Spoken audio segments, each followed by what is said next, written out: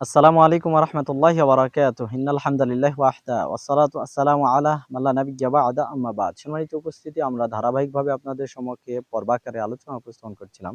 যেমন ছিল সালাফদের রমাদান। নবম পর্বের দ্বিতীয় অংশে আমরা আলোচনা করছি শেষ দশকের ইবাদত ও ইতিকাফ। দেখুন, ইমাম ইবনু রজব হাম্বলী রাহিমাহুল্লাহ তিনি বলেছেন, ওহে যার জীবন অর্থহীন কাজে নষ্ট হয়ে গেছে, যা হারিয়েছ তা লাইলাতুল কদরে পুষিয়ে নাও, কেননা এই একটি রজনী তোমার পুরা জীবনের সমতুল্য হিসেবে গণ্য হবে। সম্মানিত উপস্থিতি, বোঝা গেল ইবনু রজব হাম্বলী রাহিমাহুল্লাহ বলতে চাচ্ছেন, জীবনে যদি একবারও তুমি লাইলাতুল কদর পেয়ে যাও, তাহলে সারা জীবনের ইবাদত এই একটি রজনীতে করে নিতে পারবে। আল্লাহু আকবার। অথচ আমরা ইতিকাফ থেকে, লাইলাতুল কদর থেকে একেবারেই গাফেল থাকি। দেখুন, ইমাম ইবনু শিহাব জুহরি রাহিমাহুল্লাহ তিনি বলেছেন, আজাবাল্লিল মুসলিমিনা, আশ্চর্য মুসলমানদের জন্য, তারা কুল ইতিকাফা, তারা ইতিকাফ পরিত্যাগ করে। নবী সাল্লাল্লাহু আলাইহি সাল্লাম লাম ইয়াতরুকহু মুনযু দাখালাল মাদিনাতা হাত্তা কাবাদাহুল্লাহু।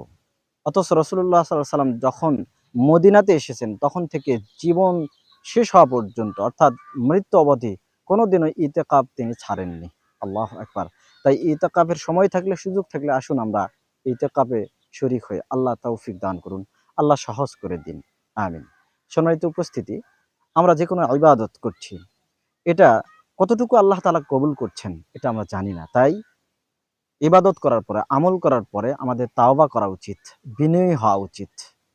দেখুন, আহ, ফুজালা ইবনু ওবাইদ রাদিয়াল্লাহু আনহু, বিখ্যাত সাহাবী, তিনি বলতেন যে, লা আন আকুনা আ'লামু, যদি আমি জানতাম কি আন্নাল্লাহা তাকাব্বালা মিন্নি, যে আল্লাহ তাআলা আমার কাছ থেকে কোন একটা আমল কবুল করে নিয়েছেন, মিসকালা হাব্বাতিন মিন খারদালিন, সেটা সরিষার সমপরিমাণ, খুবই ছোট একটা আমলও যদি আল্লাহ তাআলা আমার কাছ থেকে কবুল করে থাকেন, আর আমি যদি সেটা বুঝতে পারি, জানতে পারি, আহাব্বু ইলাইয়া, এটা আমার নিকটে অনেক প্রিয়, মিনাদ দুনিয়া ওয়া মা ফিহা, এই দুনিয়াতে যা কিছু আছে এবং দুনিয়া পুরাটাই, এর চেয়েও আমার কাছে সরিষার সমপরিমাণে আল্লাহ যদি আমল কবুল করে থাকেন, সেটাই প্রিয়। আল্লাহু আকবার। সম্মানিত উপস্থিতি, তাই আসুন আমল কবুলের লক্ষ্যে আমল করি।